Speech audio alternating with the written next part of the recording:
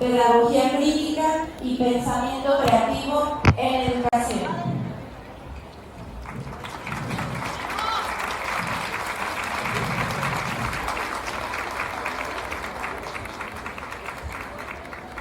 Hello, can you hear me? Good afternoon, everyone.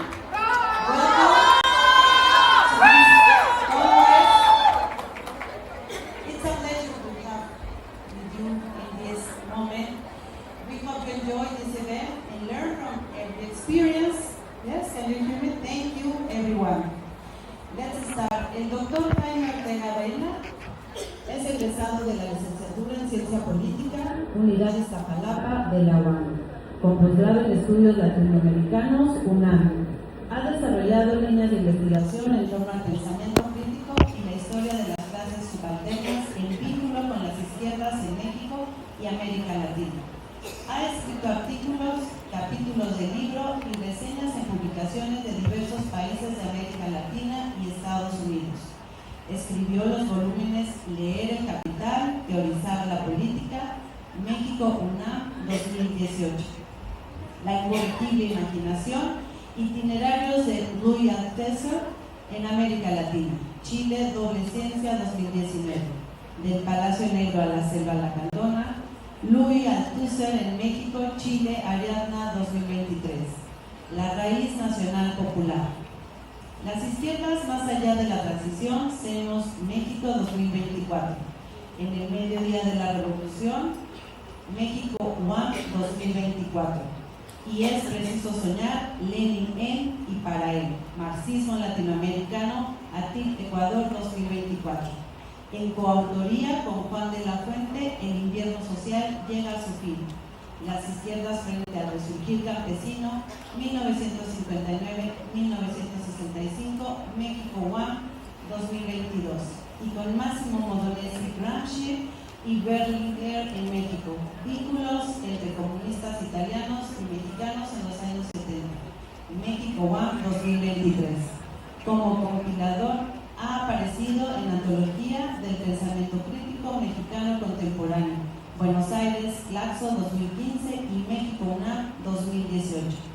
El asalto al cielo era posible, la revolución rusa y nosotros, México Torres 2019. El espíritu pensante, Engels en su bicentenario, Quito Religación Press 2021 y Pensamiento Agrario Radical Mexicano, México Watch 2024. También ha sido partícipe del History Britishes Workbook des Marxismus Berlín, Alemania y el Diccionario Biográfico de las Izquierdas Latinoamericanas, Buenos Aires, Argentina.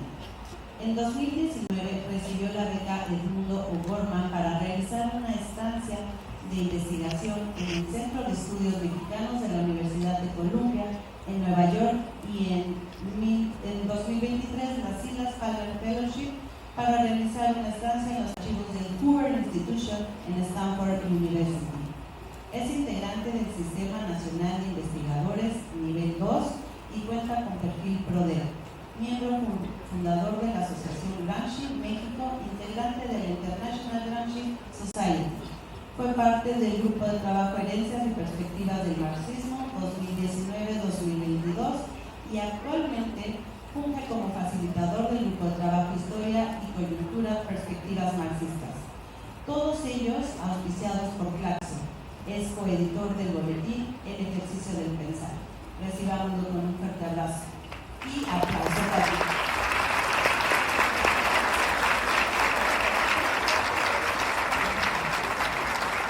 Adelante, doctor. Sea usted bienvenido.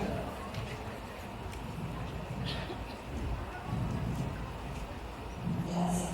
Muy buenas tardes a todas y todos por recibirme en esta ocasión. Vamos a movernos en una escala de problemáticas que van a ir de lo más general a lo más particular. Estamos viviendo un momento muy intenso en el mundo y todas y todos nosotros vamos a ser parte de un gran cambio epocal, un cambio que está sucediendo frente a nuestros ojos y que justo por estar sucediendo frente a nuestros ojos es muy difícil de ver.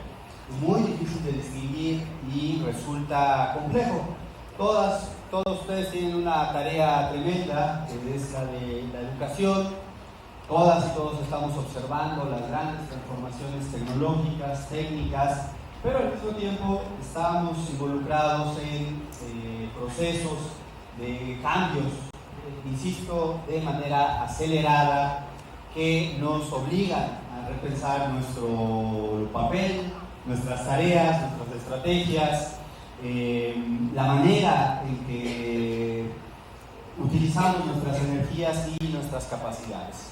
De tal manera que, si bien el título del conversatorio, de la conferencia, es muy general y permite efectivamente movernos en múltiples direcciones, a mí me gustaría encaminarlo hacia uno muy particular. Ya lo vamos a ir desarrollando en el concurso de la propia charla.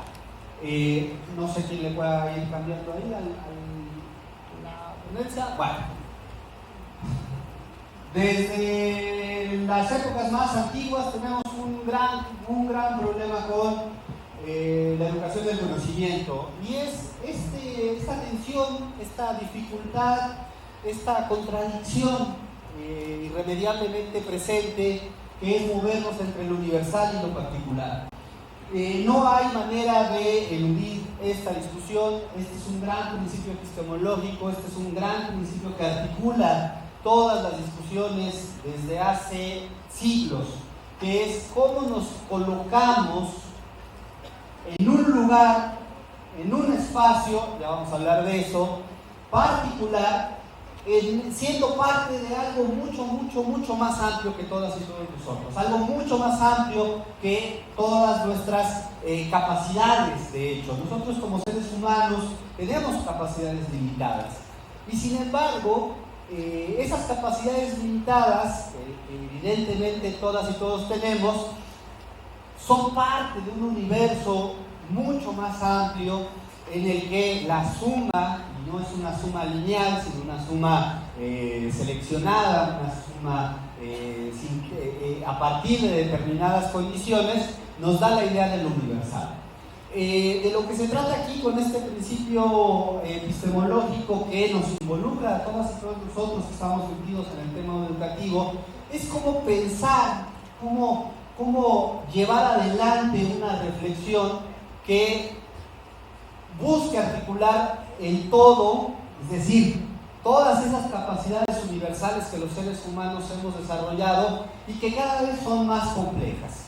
Aquí complejo no es igual a difícil, aquí complejo es igual a, hay múltiples determinaciones, hay múltiples capas que se expresan. Hay el momento en que buscamos explicarnos, nosotros buscamos transmitir, nosotras y nosotros buscamos transmitir la resolución de problemas en un mundo que tiene cada vez más capas, ¿no? Por eso la segunda parte de la oración tiene que ver con esa idea del todo, esa idea de la realidad compleja, porque las realidades contemporáneas, las realidades futuras, cada vez van a estar más atravesadas por prácticas cada vez más densas y que necesitamos nosotras y nosotros saber explicar.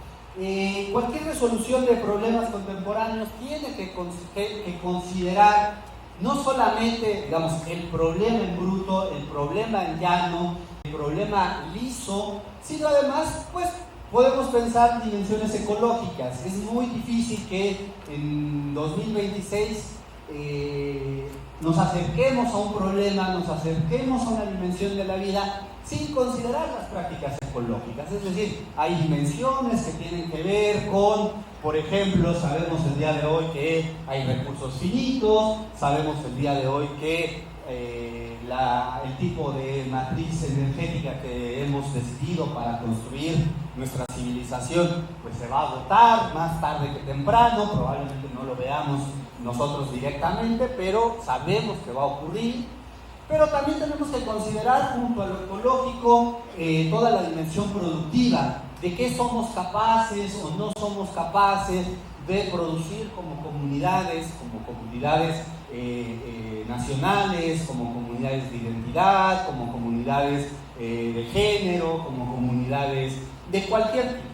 Al mismo tiempo tenemos que considerar siempre la transmisión del saber acumulado, la transmisión de las formas en que resolvemos los problemas a partir de la cuestión educativa. Lo que estamos haciendo todas y todos nosotros involucrados en algún nivel de lo educativo, pues no es otra cosa que acumular una serie de experiencias a lo largo de la historia y transmitirlas para poder ampliarlas, ¿no? Para poder resolver los problemas futuros.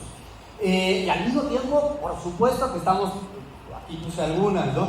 Estamos atravesados por prácticas artísticas o prácticas estéticas. La vida de los seres humanos, si en algo se diferencia de otras especies, es que decidida y conscientemente producimos de acuerdo a determinados gustos, a determinadas opciones, ¿no? Nos gusta ser seres vivos con opciones, ¿no? Y por ejemplo, ustedes pueden ver en este salón hay unos focos rojos y unos focos azules, y no unos focos amarillos y unos focos verdes, porque hubo una elección. Decía un filósofo francés muy importante, Jean-Paul Sartre, que estábamos condenados a ser libres. Y la libertad justamente implica esta dimensión artística, esta capacidad de moldear nuestro mundo.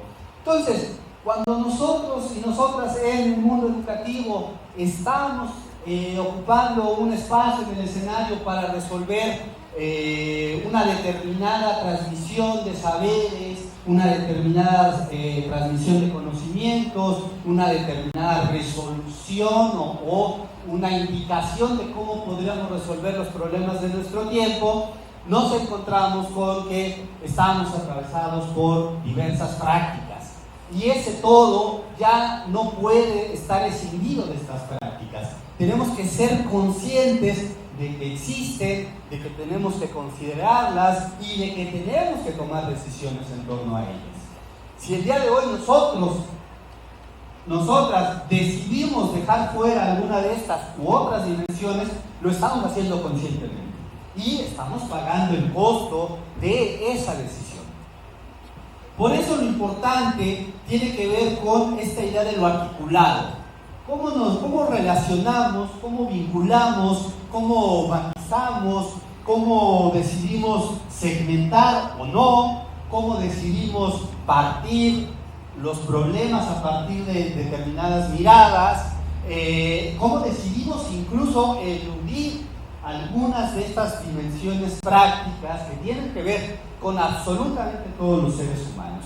Y es aquí donde viene la contradicción entre lo universal y lo particular, porque como seres situados que somos, no vivimos en abstracto, no vivimos en el mundo, sino que vivimos en un lugar muy específico del mundo, donde nos enfrentamos a lo ecológico específico, a lo productivo particular, a lo educativo de generaciones previas, a lo artístico acumulado por los seres humanos. ¿Cómo articulamos los problemas y las soluciones y afrontamos esta contradicción entre lo universal y lo particular?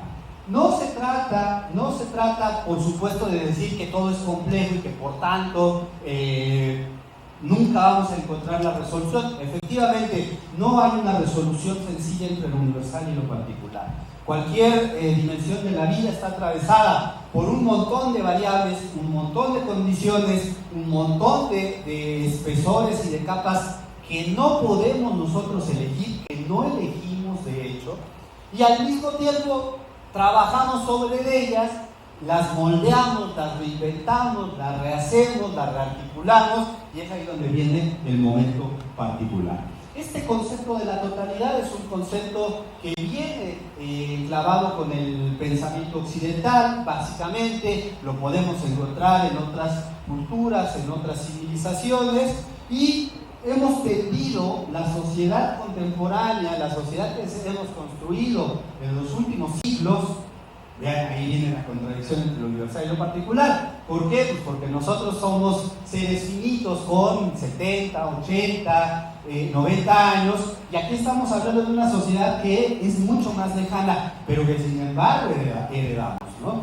la sociedad que hemos construido en los últimos 300 o 500 años los seres humanos es una sociedad que ha decidido escindir esa totalidad, que ha decidido romper ese orden.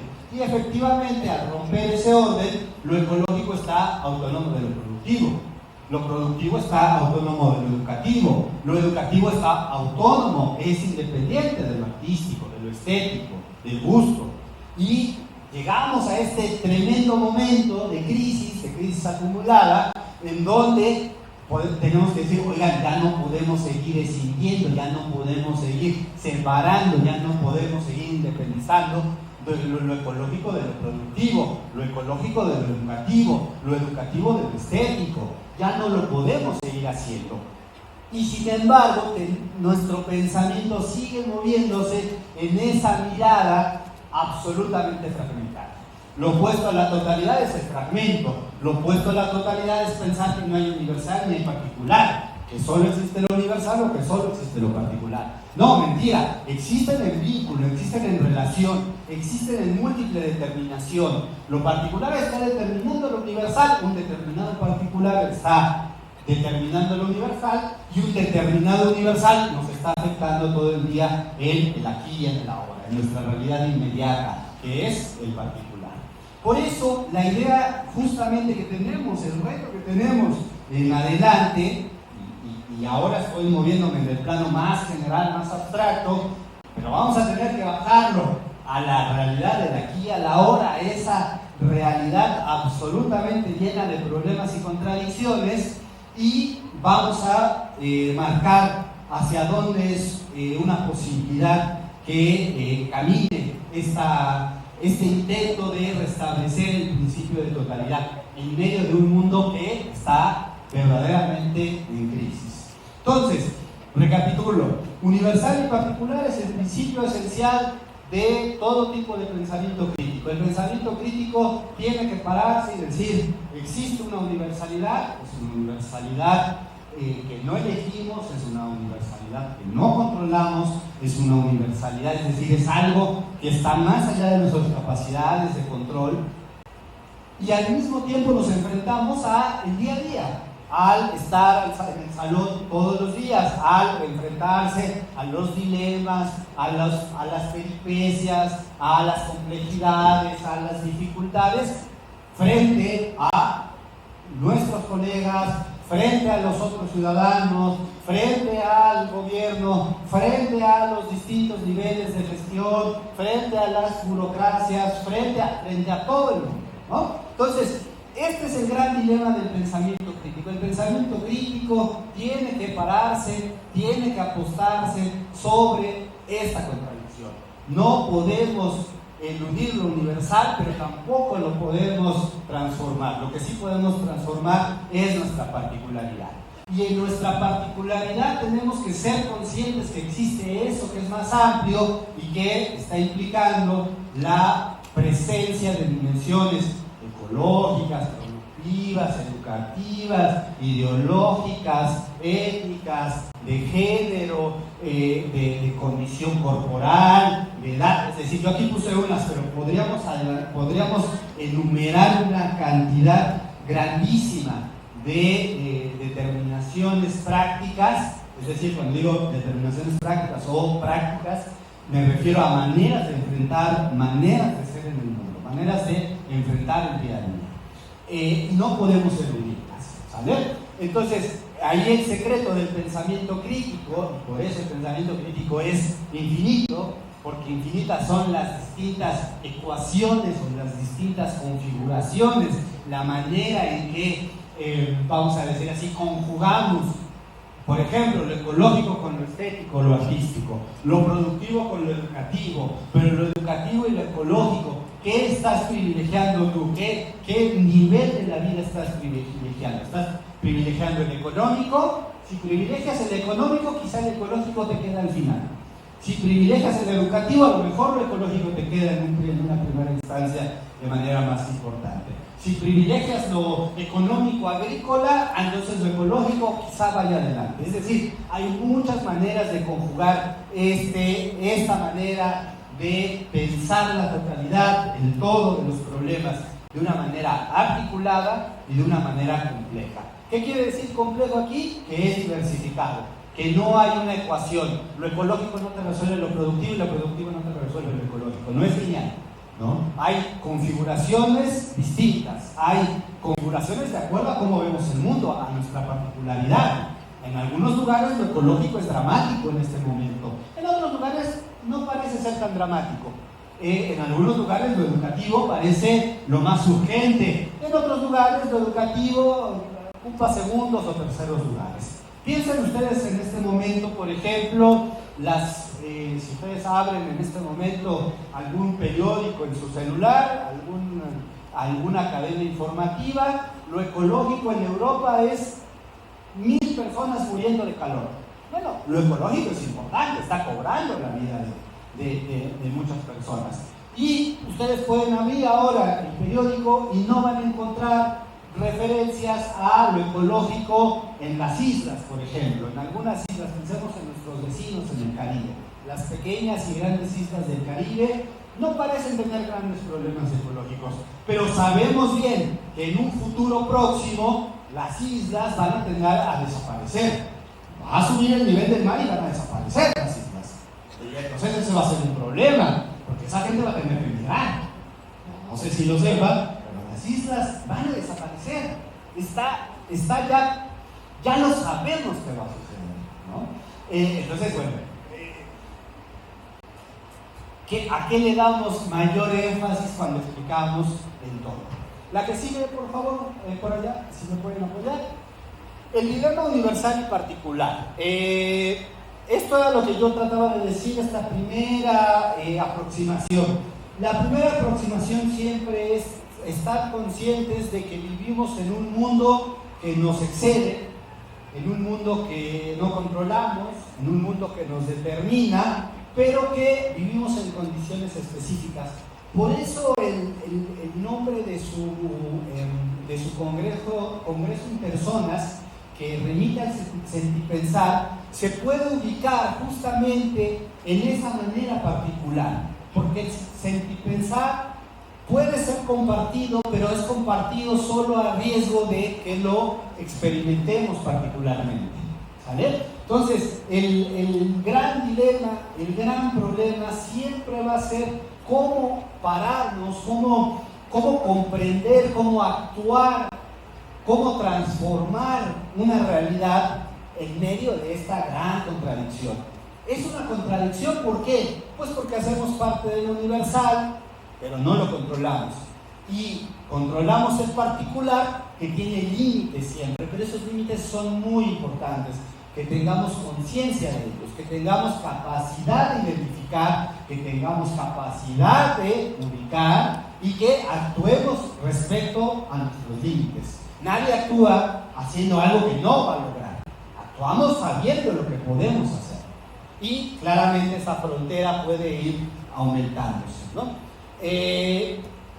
Pensamos como el mundo, es decir, pensamos como el resto del mundo y actuamos como él, o pensamos desde nuestra particularidad independientemente del mundo. Esto evidentemente es una pregunta retórica. ¿Por qué? Porque pensamos como el mundo. Si ustedes se dan cuenta, vivimos en una época donde la humanidad en los últimos, algunos dirán 5 siglos, otros dirán 3, otros dirán 1, algunos dirán 30, 50 años, la humanidad está embarcada en el mismo proyecto.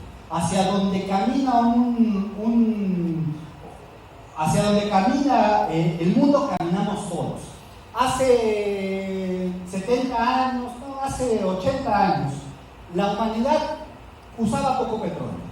En realidad usábamos pocos combustibles fósiles. Fue a partir de los años 50 en que la humanidad empezó a utilizar los combustibles fósiles. Antes, ¿qué usábamos energéticamente? Bueno, usábamos el carbón, usábamos la madera, pero hubo un momento en que el universal nos atrajo y todo el mundo está usando el día de hoy combustibles fósiles. Todo lo que ustedes tienen el día de hoy, en alguna medida, está hecho con combustibles fósiles, ¿no? La ropa que traemos, los automóviles, nuestros utensilios en casa. Ahí el universal nos ganó. no hay manera de zafarse de eso. Yo siempre le pregunto a mis estudiantes en la UAM Xochimilco, les hago una pregunta iniciando el curso, es la primera pregunta. Y la pregunta es, con lo que han tenido el contacto el día de hoy? ¿No? ¿Qué de lo que traen puesto el día de hoy usando? ¿Qué de eso fue hecho por ustedes? ¿No? ¿Qué de eso fue producido por ustedes o por sus familiares? No, pues 0.001%, ¿no? ¿Qué sabemos hacer, no? Bueno, ¿qué de lo que con lo que tuvimos contacto hasta el momento del salón, qué de eso conocemos a los productores? Pues muy poco, ¿no? Conozco el de la tienda, pero el de la tienda no produce las cosas que me venden, ¿no? Y es un poco situarnos en este mundo que parece ser tan rico en opciones, por eso esa idea de que estamos condenados a la libertad, que nos da tantas opciones de manera general, de manera universal, pero al mismo tiempo nos deja con mucha pobreza en lo particular, ¿no? ¿Qué de todo eso que tenemos hoy, todo eso que gozamos hoy, todo eso con lo que experimentamos todos los días, con qué de eso nosotros tenemos capacidad de modificarlo? ¿Qué tenemos capacidad de transformarlo?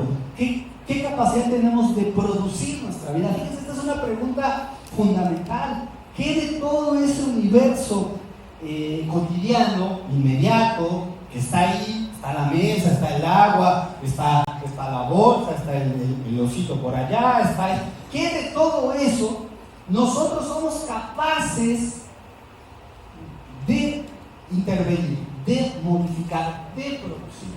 Y entonces cuando nos damos cuenta que lo universal se está imponiendo, ¿no?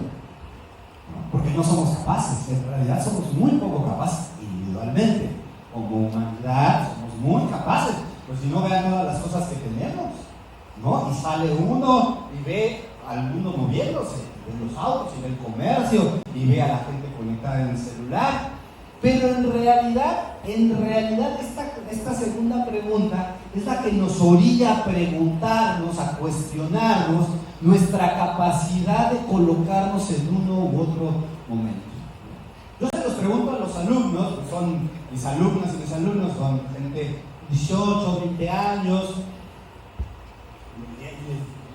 ya ni siquiera olvídense de lo que estamos usando, de lo que comimos el día de hoy.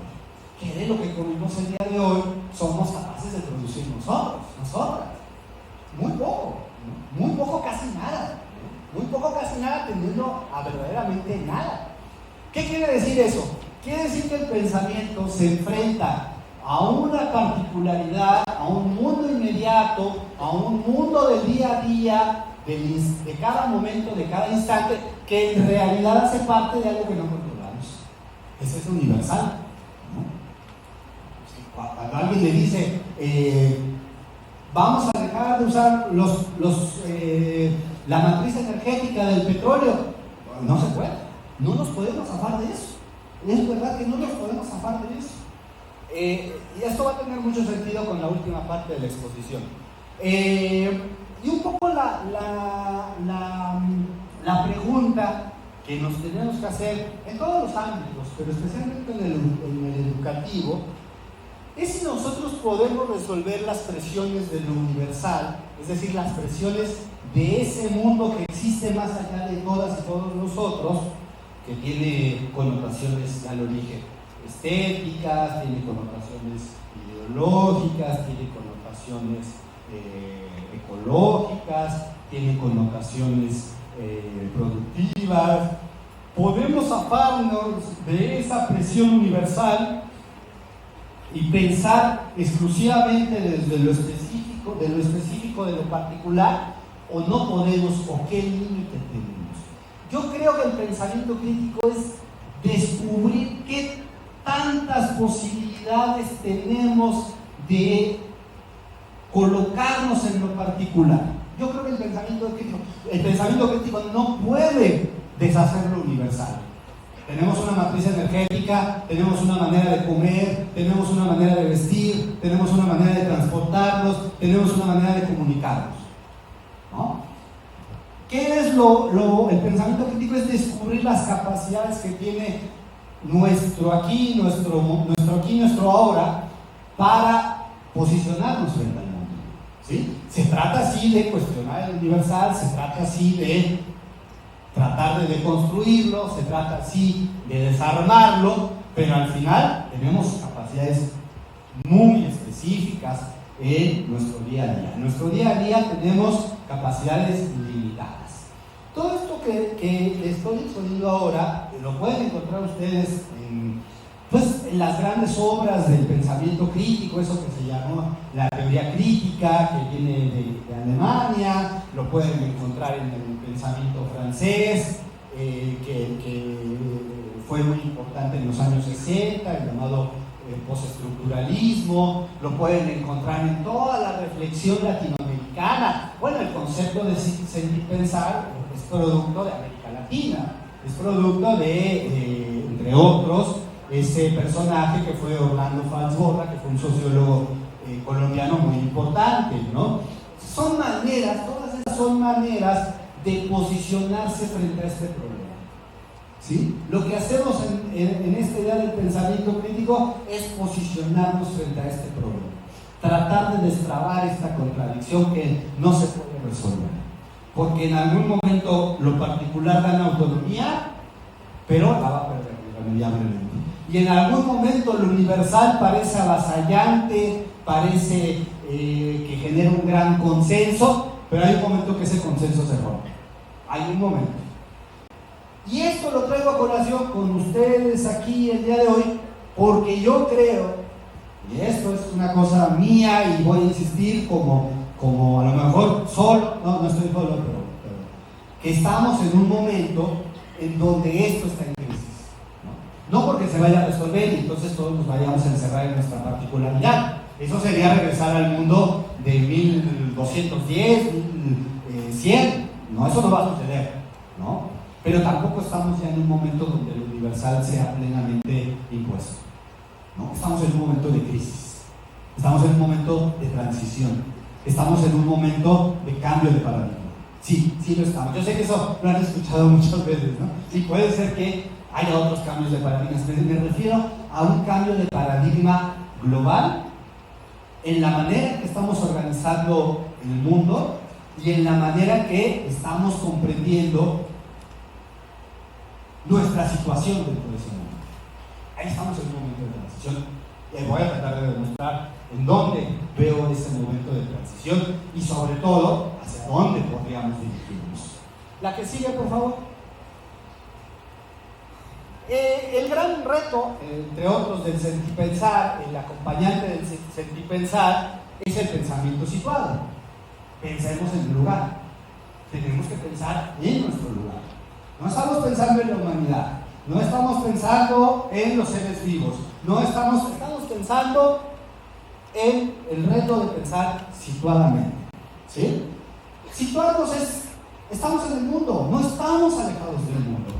El mundo está aquí con nosotros, ¿no? En todo esto que ustedes usan el día de hoy, la ropa, el auto, la computadora, el celular, en todo eso el mundo está ahí.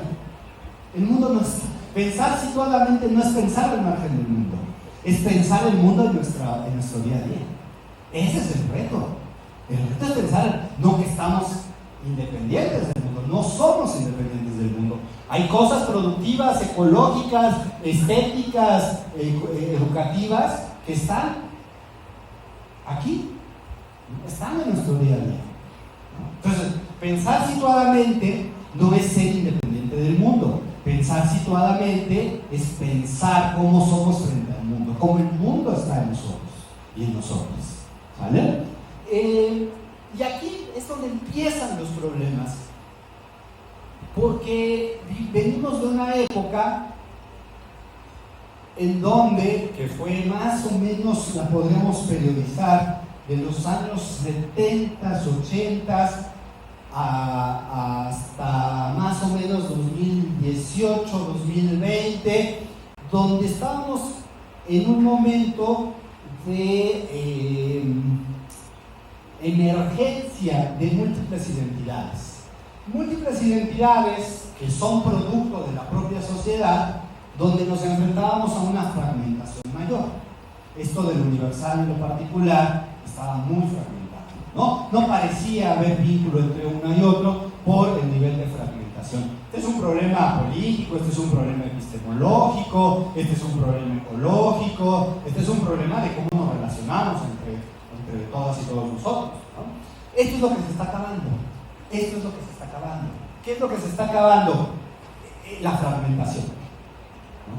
Y no se está acabando por las buenas, se está acabando por las malas. Ahorita voy a explicar por qué, ¿no? Entonces, un poco el pensamiento situado es esta tercera opción entre lo particular y lo universal, que reconoce que estamos en el mundo, que reconoce que el mundo está en nosotros, que está enfrentando un nivel de fragmentación muy grande, que está presente todavía en las sociedades, y obviamente va a seguir presente, pero con otro énfasis. Y entonces nosotros lo que tenemos que hacer es localizarnos en tiempo y espacio. Y eso parece muy sencillo, ¿no? Pues estamos en México en 2026, sí, pero no es tan sencillo. ¿Por qué no es tan sencillo? Porque el tiempo que estamos viviendo es un tiempo de una determinada crisis y es un tiempo de una determinada transición. Estamos transitando hacia otro lugar. No sabemos todavía hacia dónde, pero estamos transitando. Y ya hay demasiadas señas que nos indican que estamos transitando hacia otro lugar. Hay unas muy evidentes, y este año en particular es muy importante para esa transición. Y déjenme decirles que no es muy positiva para nosotros. Del río Bravo hacia el sur no es muy positiva, es bastante negativa. Y voy a tratar de explicar por qué en adelante. Lo importante aquí entonces es ubicar que tiempo y espacio son los grandes aliados del pensamiento crítico, porque nos permiten situarnos en el escenario y nos permiten, sin olvidar el mundo y todas las determinaciones del mundo, conectarnos con nuestra realidad inmediata, del día a día, de los alumnos que tenemos, ¿no? De las instituciones con las que nos enfrentamos, de la economía con la que vivimos, ¿no? Es decir, el día a día, ¿no? Entonces, esta es la parte más general, más abstracta, que me pareció importante para recuperar ese espesor del pensamiento crítico, que no elude la contradicción, sino que la asume y trata de dar una respuesta que no es una respuesta fácil. El pensamiento crítico no es ser particularista, el pensamiento crítico no es ser universalista, el pensamiento crítico es generar una brecha entre esos dos y abrir la posibilidad de pensarnos en el mundo, con el mundo, pero más allá también del mundo, es decir, más allá de lo universal, ¿no? Vamos a pasar ahora a la que sigue, por favor. Vamos al mundo que se va, claro. Esto es lo que les decía, ¿no? Vivimos una transición. ¿Qué transición es esa? El mundo que todas y todos nosotros conocimos de los años 70, 80 para acá, se acabó. Se acabó. El mundo, ¿qué mundo era ese? El mundo de una globalización extrema. Ese mundo se acabó, ¿no? En la manera en que organizamos la satisfacción de nuestras necesidades, la manera en que pensamos la organización de la sociedad y del mundo, se acabó. Algunos dicen que en 2014, otros dicen que en 2018, otros dicen que en la pandemia, en 2020. No necesita fecha. No hay acta de nacimiento ni acta de defunción para los grandes procesos. Estamos pasando de una globalización extrema. La globalización era tan extrema que lo que usábamos nosotros día a día, casi nada se producía en la inmediatez de nuestro entorno. Casi nada. Todo se producía muy lejos. ¿Sí? Vamos a pasar a una desglobalización parcial. Ese es el tránsito. Está siendo muy doloroso. Nos está costando trabajo. encontramos un tipo de conexión del mundo.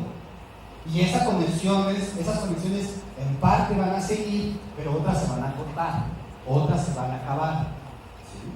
Vamos a pasar de una globalización extrema.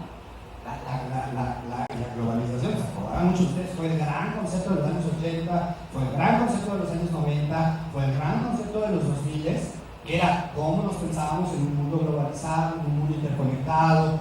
Todo eso va a seguir, sí, pero vamos a ir escalando hacia una desglobalización parcial.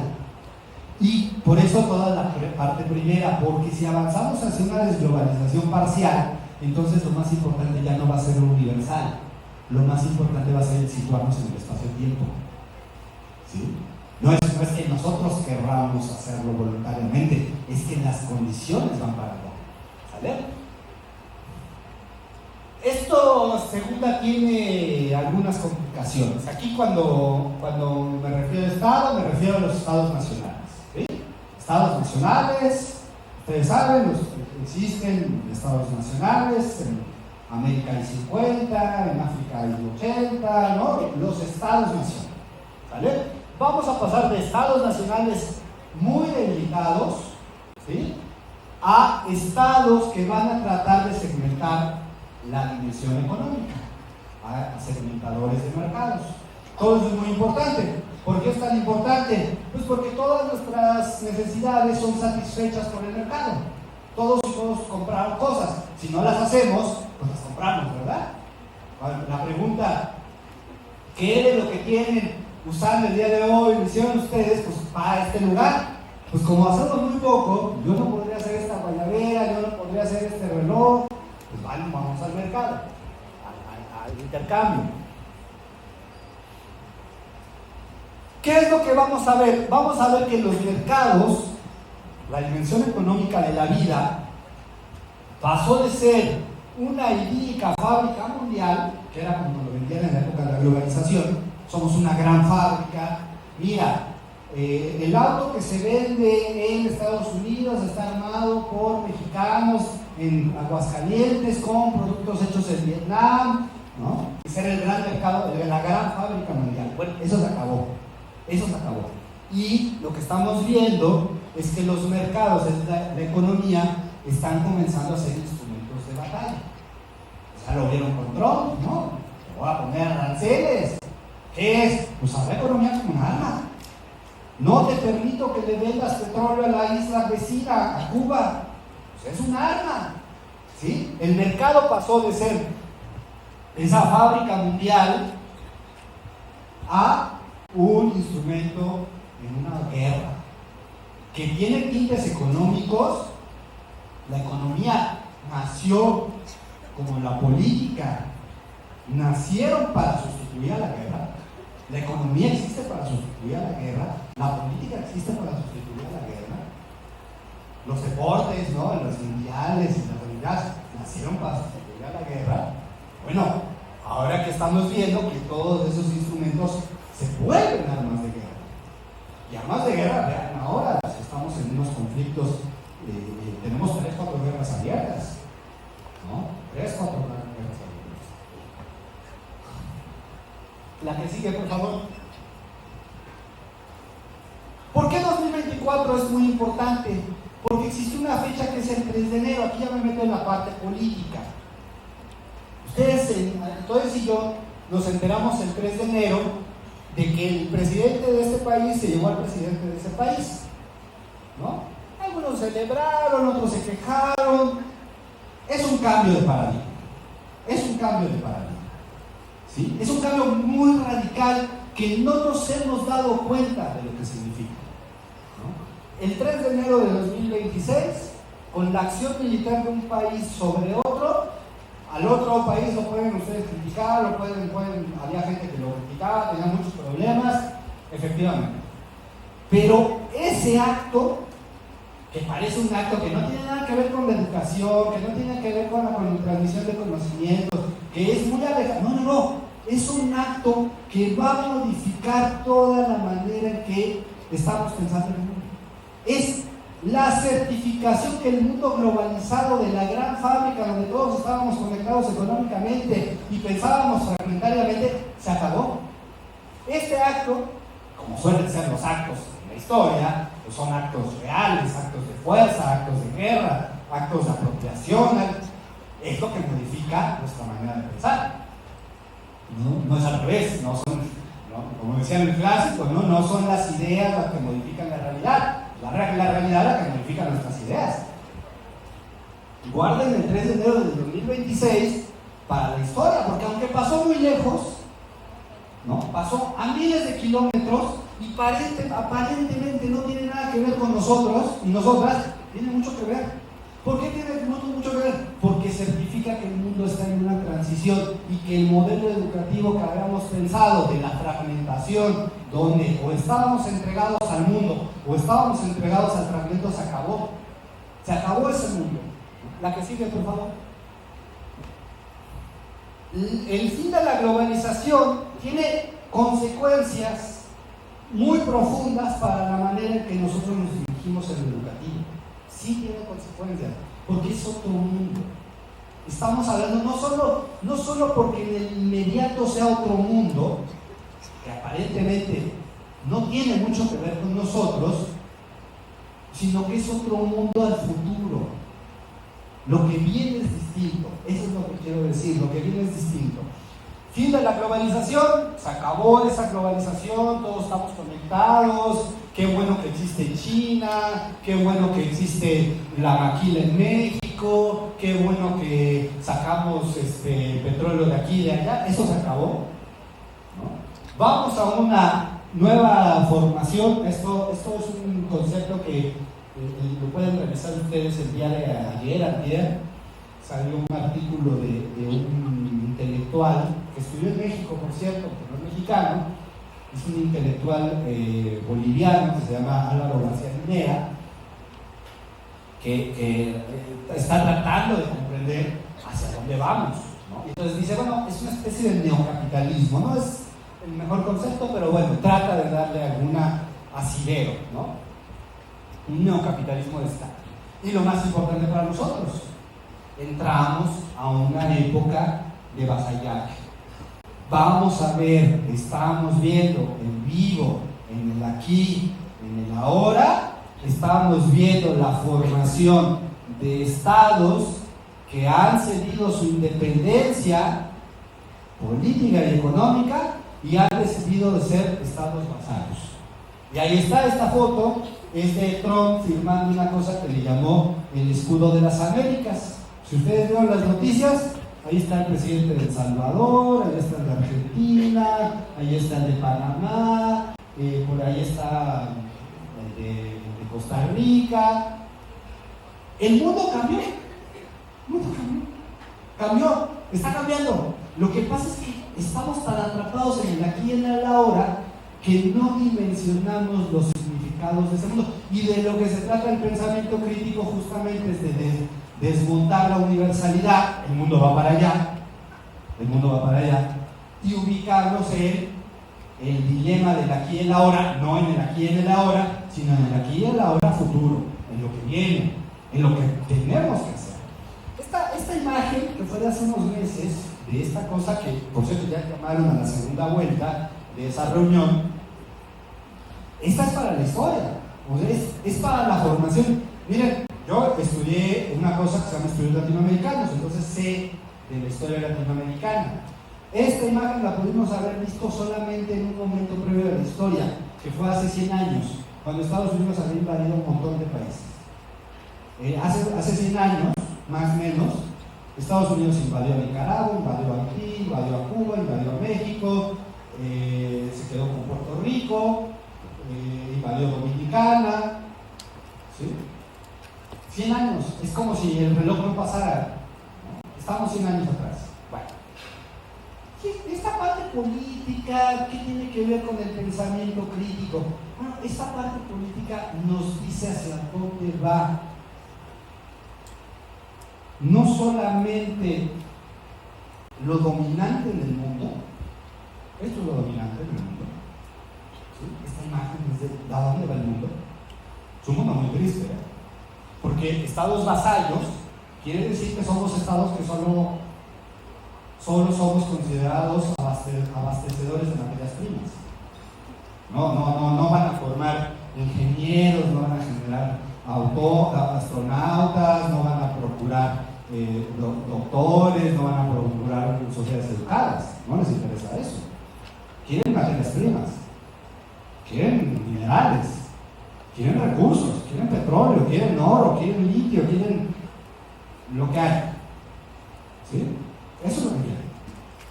¿Sí? Por eso está preocupante el vasallaje. ¿Sí? Y tiene que ver, por supuesto, con la parte inicial del pensamiento crítico. La que sigue, por favor.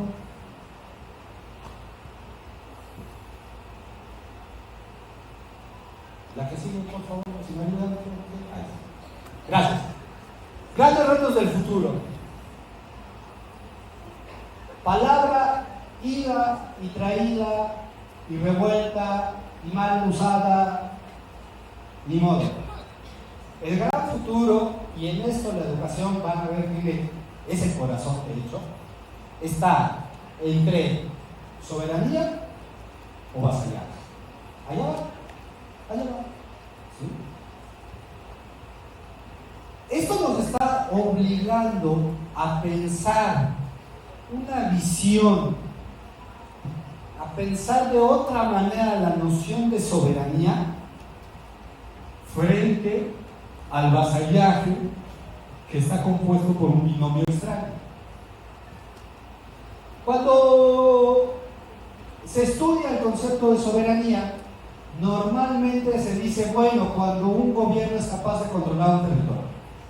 ¿Sí? Esa es la versión más inmediata de la soberanía, somos capaces de cuidar este territorio. ¿Sí? Si perdemos el control del territorio, perdemos el control de la soberanía. Sí, pero ya tenemos más de 2 siglos de independencia y ya sabemos que la soberanía no es solamente eso. ¿Sí? ¿Qué nos demostró el siglo XX mexicano? Que la soberanía, y aquí es donde el educativo entra, y aquí es donde el educativo tiene sentido frente a todo lo otro que dije, la soberanía es el desarrollo de capacidades.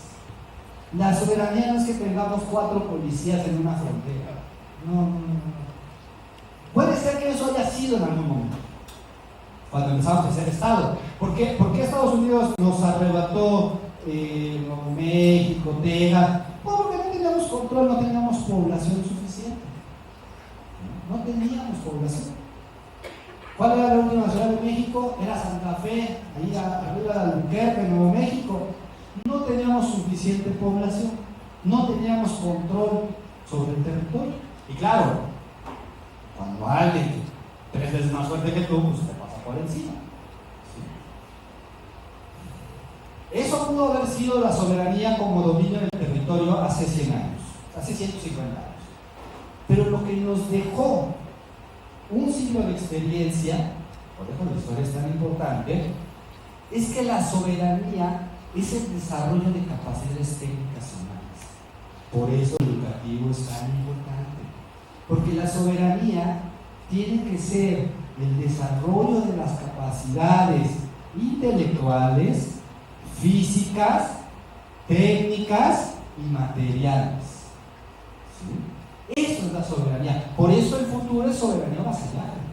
Porque cuando tú eres un Estado que lo único que haces es facilitar la salida de materias primas, llévate el oro, llévate el litio, llévate el zinc, llévate lo que te tengas que llevar. Llévate, yo te lo vendo barato. Ese es el vasallaje. Ya lo hemos vivido y lo vamos a seguir también en la región. Versus la idea del reto del futuro, que es una soberanía como cooperación y desarrollo. Cooperación que ninguna sociedad es plenamente completa, ninguna sociedad es capaz de satisfacer todas sus necesidades. Ninguna. No hay ninguna sociedad que sea capaz de tener todos los instrumentos para satisfacer todas sus necesidades por el tema. No hay ninguna, compañeros. No hay ninguna. Todas las sociedades tienen que cooperar con otras. Ahora, tú puedes cooperar en términos de igualdad, de cooperación, o tú puedes subyugar, que fue la primera foto, la del 3 de enero. ¿Sí? Por eso el futuro es complicado, porque o desarrollamos soberanía como capacidades técnicas humanas, mentales, físicas, materiales, o nos volvemos vasallos. Eso ya lo vivimos, compañeros, eso lo vivimos hace un siglo. Hace un siglo vivíamos en el modelo, le llaman los historiadores económicos, el modelo liberal oligárquico. Unos países vendían sal, otros países vendían oro, otros cobre. Bueno, hubo un país en América Latina, a principios del siglo pasado, un país que vendía guano. ¿Saben lo que es el guano? ¿Sí? Vendía guano, o sea, eso es ninguna capacidad técnica, eso es algo que está ahí, ¿no? ¿Qué es la soberanía como capacidades técnicas humanas? No vender materias primas, no vender materias primas. Tu población tiene que saber hacer cosas, ¿no? Tiene que saber hacer cosas, ¿sí? Por eso les digo que en el último siglo teníamos la experiencia suficiente para pensar un concepto de soberanía como cooperación. No lo podemos hacer todos nosotros solos, no podemos, ninguna sociedad puede. Y sobre todo como capacidad de desarrollo de capacidades técnicas humanas. Y ahí es donde la educación viene a ser el centro. Estamos aquí en el corazón de la posibilidad de tener soberanía. Aquí, con todas y todos ustedes.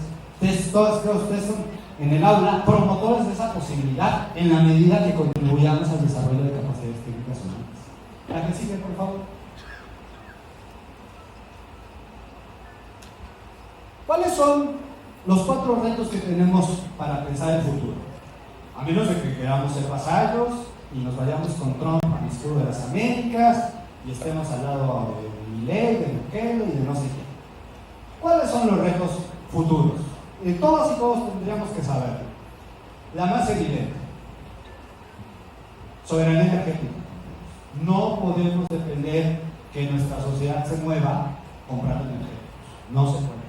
Y eso tiene muchos problemas, ¿verdad? ¿Por qué? Porque los energéticos pues no son muy ecológicos, ¿verdad? Hay dimensiones ecológicas muy potentes. Ejemplo, no sé si lo saben, pero si no, ahí les dan los datos, así al azar. China tiene capacidad para acumular, o sea, para resguardar el gas más o menos de 2 meses. Porque ese gas es el famoso gas del fracking, ¿no? Que se saca de la tierra. México tiene capacidad para acumular 2 días. 2 días. 2 días. ¿Sí?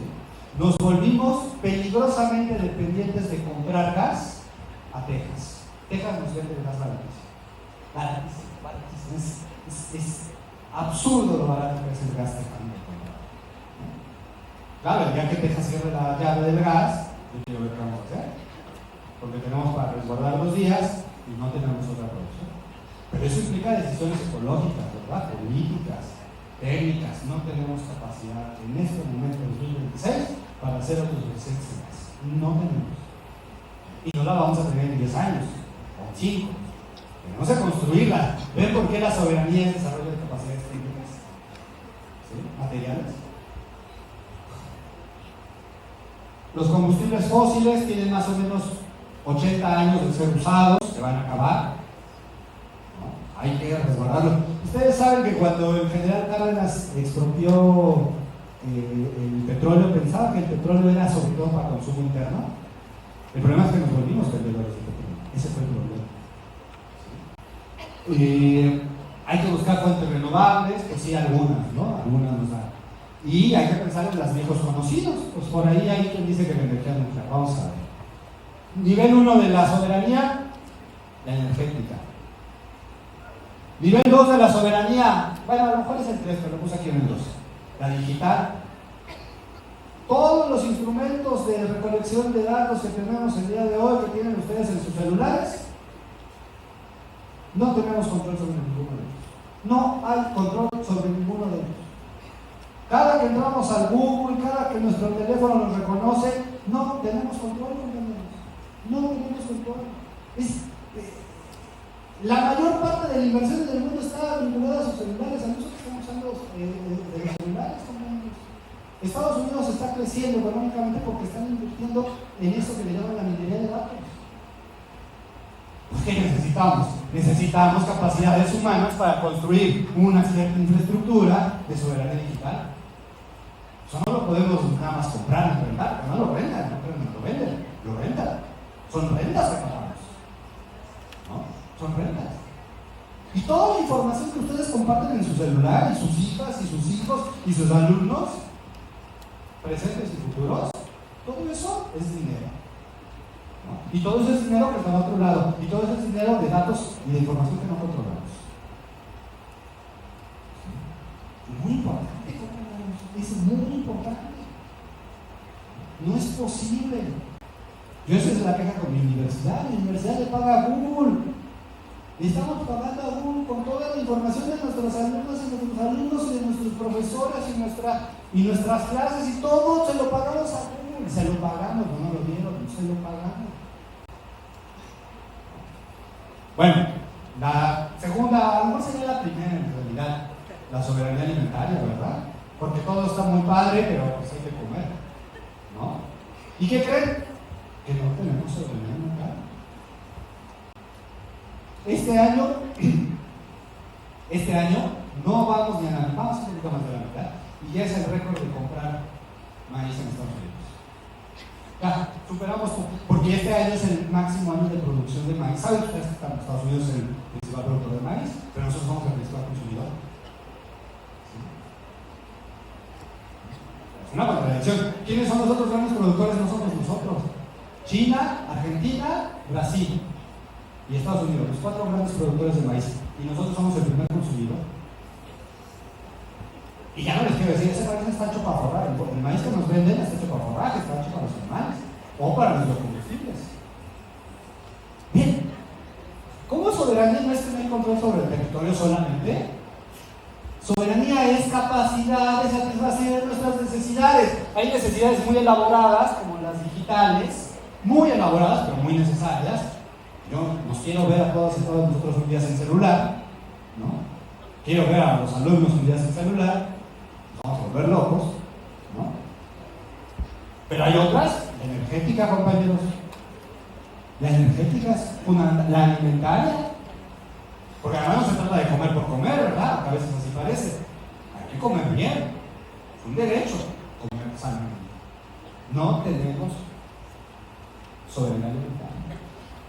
Una de las que hablamos poco, la farmacéutica, la soberanía sanitaria, le llaman, yo le puse farmacéutica, pero es sanitaria. La vivimos en la pandemia, ¿no? ¿Qué vivimos en la pandemia? A ver cuándo hay cubrebocas, porque si hay una fábrica de cubrebocas en México, pero como el mundo es globalizado, toda la producción va para China. Eso lo vivimos, ¿no? Y las vacunas, y los medicamentos, y todo el control de todo esto. Así dicho, pues nada más hay que tomar decisiones y dar dinero. No, todo esto es acumular grandes poderes. Todo esto es acumular grandes poderes económicos. ¿Ustedes creen que los vendedores de gas en Texas van a estar contentos de que produzcamos gas nosotros? No. ¿Ustedes creen que Google y Meta y todas estas compañías van a estar contentas si desarrollamos capacidad técnica digital? No.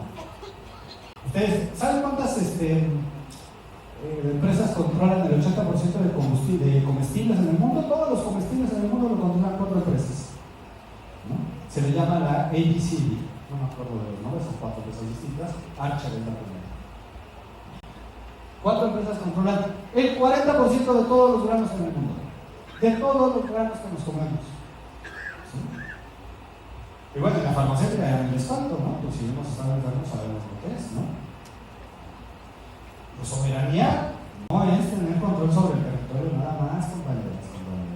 La soberanía es la capacidad de desarrollo y no se pueden desarrollar capacidades técnicas, materiales, humanas, si no es con todos ustedes o así todos nosotros. No se puede. Por eso Por eso es que es el futuro, es este. ¿Es eso o hacemos unas sociedades que solamente vendan materias primas? Eso ya lo conocimos. No es el camino, no es el camino. La que sigue, por favor, porque ya es la última. A ver. Ya voy terminando.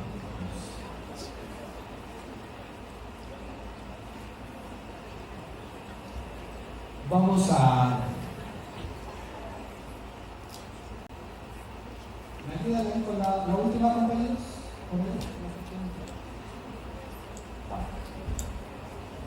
Es que quiero ver si tengo dos diapositivas más o una. Creo que ya nada más es una, pero a ver si me ayudan. Ahí está. Soberanía como desarrollo de capacidades. ¿Para qué educamos, verdad? ¿Para qué? Pues para esto. Para esto educamos, ¿no? Si no, ¿qué sentido tiene? ¿En qué educamos, verdad? Eso es una gran pregunta que todo el tiempo se están haciendo los niveles medios superiores. ¿Y qué ofertamos, no?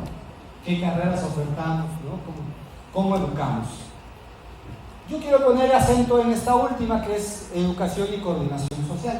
Yo les digo que estamos en un momento límite de tránsito, porque el viejo modelo del neoliberalismo está agotado. Va a seguir habiendo mucho neoliberalismo, van a seguir muchas prácticas neoliberales, muchas, muy negativas.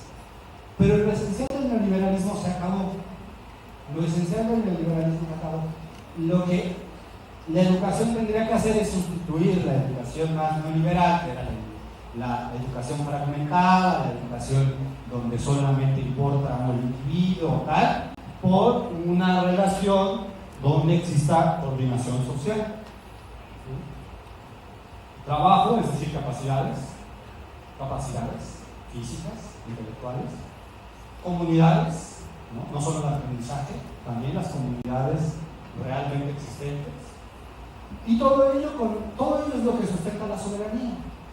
No hay soberanía si no hay comunidades, no hay soberanía si no hay autonomía, no hay soberanía si no hay desarrollo de las capacidades individuales y colectivas de los seres humanos para satisfacer necesidades. Por eso les digo que es otro concepto de soberanía, no el de los manuales.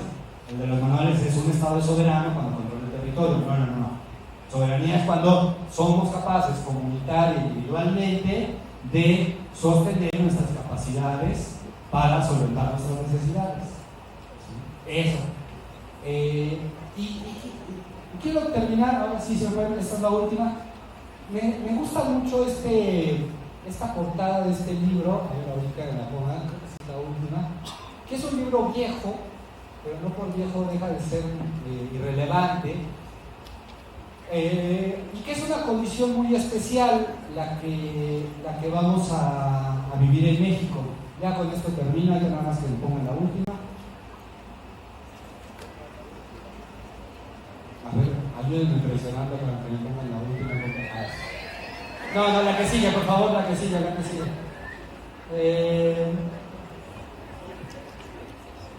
Esto es lo que viene desarrollando. Vamos a ser los últimos que abandonemos el neoliberalismo como región. Vamos a tener estados vasallos que sean solo transmisores de materias primas. Eso lo estamos viendo ya. Lo estamos viendo. Es muy preocupante, por cierto, porque no estamos solos en el mundo, ¿verdad? Estamos con todos los vecinos. Y hay que preguntarse qué va a pasar con los sistemas industriales, productivos y técnicos de esos países. Hay que mirar lo que está pasando en el mundo, ¿no? Y sobre todo los grados de vulnerabilidad que significa perder soberanía. Y aquí hago una referencia histórica. La que sigue, por favor, ahora sí, ya es la última. Este libro lo escribe Lorenzo Meyer y Aguilar Camín en los años 90. ¿Por qué un libro de historia? Miren, a principios del siglo XX, por eso digo que se parece mucho al XXI, lo que teníamos era un modelo económico en todo el continente, excepto Estados Unidos, por supuesto, que se llama el modelo liberal oligárquico. Básicamente lo que había era que pequeños núcleos núcleos de población trabajaban intensivamente en sacar materias primas que se iban a Europa o a Estados Unidos. Eso, básicamente. No se necesitaba que la gente estuviera alfabetizada, no se necesitaban técnicos, no se necesitaba que supieran hacer tecnología, no se necesitaba más que gente sacando cosas de la tierra. ¿Sí? A eso era lo que necesitaban. Todo eso lo rompió ¿quién? La Revolución Mexicana. La mentada Revolución Mexicana. Por eso el título de este libro es tan... Por eso me gusta por el título en realidad. Porque no es un mal libro. La sombra de la Revolución Mexicana, algunos van a decir, no, pues fueron los tipos matándose, la guerra civil, ¿no? Otros van a decir, no, no. La sombra de la Revolución Mexicana es la capacidad de un Estado de obtener su soberanía conquistando espacios de capacidades productivas. No fue perfecto, tuvo muchos defectos, tuvo muchos dilemas, tuvo muchas contradicciones, pero esencialmente México fue el primer país del siglo XX, ustedes lo saben muy bien por la Constitución del 17, fue el primer país del siglo XX que ingresó al mundo diciendo no solamente vamos a tener derechos individuales, vamos a tener derechos colectivos y el bienestar es un derecho colectivo. Eso fue la Revolución Mexicana. Sí, hay mucha historia, son muchos años, muchos nombres, no nos metamos en eso. La conclusión de la Revolución Mexicana, por eso seguimos viviendo en este país a la sombra de la Revolución Mexicana. Porque pasó hace mucho, tenemos a nuestros héroes, los homenajeamos de vez en cuando, nos acordamos de... No. La Revolución Mexicana fue el desarrollo de las capacidades técnicas, materiales, humanas. Se quedó inconcluso, por supuesto, pero fue muy avanzado en su momento para satisfacer las necesidades de la población. Bueno, eso que parece el pasado es el futuro. Y acuérdense quiénes fueron los tres grandes gremios de la Revolución Mexicana. Si no se lo saben, se los acuerdo. Uno, los agrónomos. Los agrónomos eran importantísimos para producir en la tierra. Dos, muy tarde, los médicos. Los médicos llegaban a todas partes, pues porque ayudan a la salud. Y el tercero, ¿cuál eran? Pues ustedes, los maestros y maestras, ¿no? Bueno, como hace un siglo, ya sin Revolución Mexicana y sin un mar de muertos por fortuna, vamos a tener que volver a inventar el futuro. ¿Cómo vamos a inventar el futuro? Desarrollando las capacidades técnicas, superando el pensamiento fragmentario, entendiendo que estamos en el mundo pero que podemos controlar ciertas cosas en nuestra inmediatez, ¿sí? Usando el pensamiento crítico, tomando en cuenta las diversas necesidades ecológicas, técnicas, humanas, regionales, de paisaje, de cultura. En el pasado los profesores de todos los niveles fueron el secreto del desarrollo, lo vamos a hacer en el futuro. Lo vamos a hacer en el futuro si superamos la visión fragmentaria. Si no la superamos, olvídense. ¿No? Bueno, como hace un siglo, seguimos viviendo a la sombra de un gran ejemplo, que fue la Revolución Mexicana. Bueno, creo que me extendí demasiado, pero les agradezco mucho la atención. Gracias.